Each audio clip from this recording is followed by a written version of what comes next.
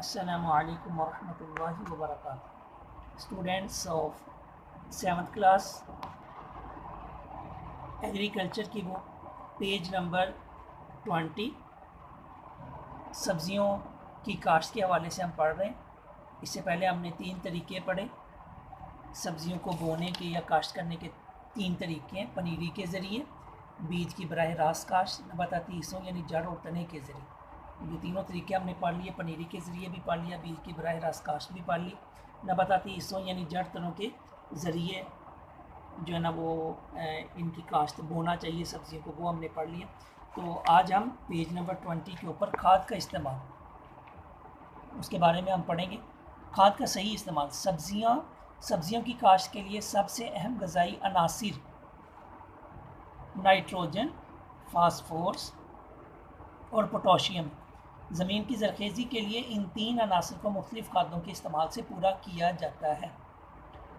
इन 3 अनासर को मुख्तलिफ़ खादों के इस्तेमाल से, यानी नाइट्रोजन भी मिलती है, फास्फोरस और पोटाशियम भी खादों के ज़रिए मिलती। खादों की 2 अहम इकसाम है, देसी खाद और कीमियाई खाद। इनकी आगे तफसील पढ़ते हैं। तो अभी इधर ये क्वेश्चन आता है कि सब्जियों की काश्त के लिए सबसे अहम ग़िज़ाई अनासर कौन से हैं। सब्जियों की काश्त के लिए सबसे अहम ग़िज़ाई नाइट्रोजन, फास्फोरस और पोटाशियम है।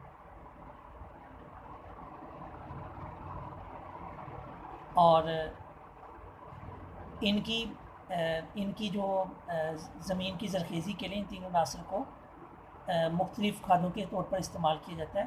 तो ये कहा जा सकता है कि ज़मीन की ज़रखेज़ी के लिए जिन अनासर को मुख्तलिफ़ खादों के इस्तेमाल से पूरा किया जा सकता है वो ये है, नाइट्रोजन, फास्फोरस और पोटाशियम। तो आप एक क्वेश्चन बना लें, सब्जियों की काश्त के लिए सबसे अहम ग़िज़ाई अनासर कौन से हैं। नाइट्रोजन, फास्फोरस और पोटाशियम। खादों की 2 अक़साम हैं, देसी खाद, कीमियाई खाद। देसी खाद क्या होती है? देसी या कुदरती खाद मवेशियों के गोबर, मुर्गियों के फजले, दरख्तों और मुख्तलिफ़ फसलों के गले सड़े पत्तों पर मुश्तमिल होती है। इस खाद में वो तमाम ग़िज़ाई अज्जा मौजूद होते हैं जो पौधों के उगाने और फलने फूलने में मदद देते हैं।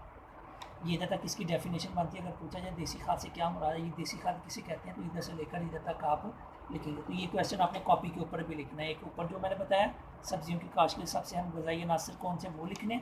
देसी खाद किसे कहते हैं, इधर से लेकर इधर तक ये आप लिखें।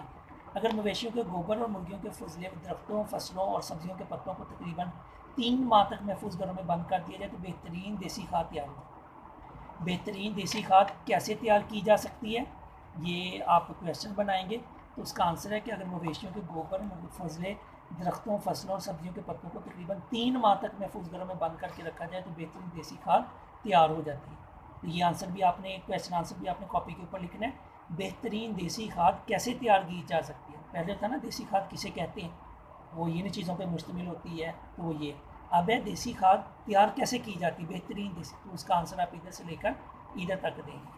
आगे ज़मीन की तैयारी के लिए देसी खाद की औसतन मिकदार 25 से 30 गड्ढे फ़ी एकड़ बुवाई से 6 से 8 हफ्ते कबल डालकर उसे खूब अच्छी तरह मिट्टी में मिला देना चाहिए। बुवाई यानी काश्त करने से 6 से 8 हफ्ते पहले। तो ज़मीन की तैयारी के लिए देसी खाद की कितनी मिकदार ज़मीन के लिए ज़रूरी होती है या मिट्टी में मिलानी होती है, ये क्वेश्चन आप बनाएंगे।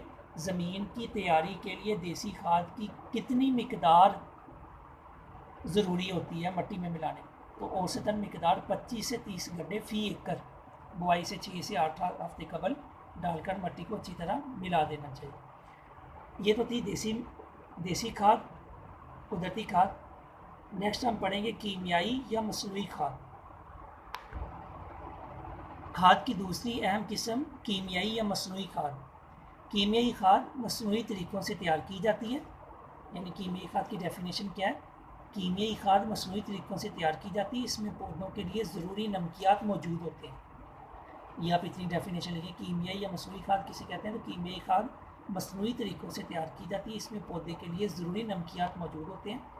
गोशवारे में मुख्तलिफ़ सब्जियों के लिए कीमियाई खादों की सिफारिशात दी गई। यानी सब्जियों के लिए किस सब्ज़ी के लिए कितनी खाद होनी चाहिए, मसनूई खाद। सब्जियों के भी नेम लिखे, उसके सामने उनकी मिकदार लिखी हुई है। इधर भी ये मुकम्मल लिखे हुए, करेला, भिंडी तोड़ी, घिया, उसके बारे में बजाई के वक़्त, यानी जब उसको बोना हो उस वक़्त उसके यानी कितनी मिकदार डालनी चाहिए। और उसके बाद फिर कितनी कितनी किस्त के बाद या 2 बराबर किस्तों में या कब कब डालनी चाहिए। तो ये मुख्तलिफ सब्ज़ियों के सामने उसका लिखा हुआ है।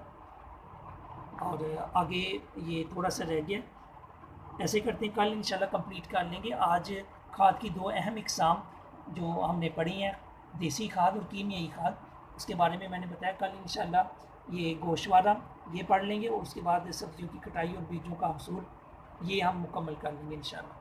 तो मैं उम्मीद करता हूँ कि आपको जो क्वेश्चन एक ऊपर सब्ज़ियों की काश्त के लिए सबसे अहम ग़िज़ाई अनासर कौन से हैं, वो 3 हैं, नाइट्रोजन, फास्फोरस और पोटाशियम।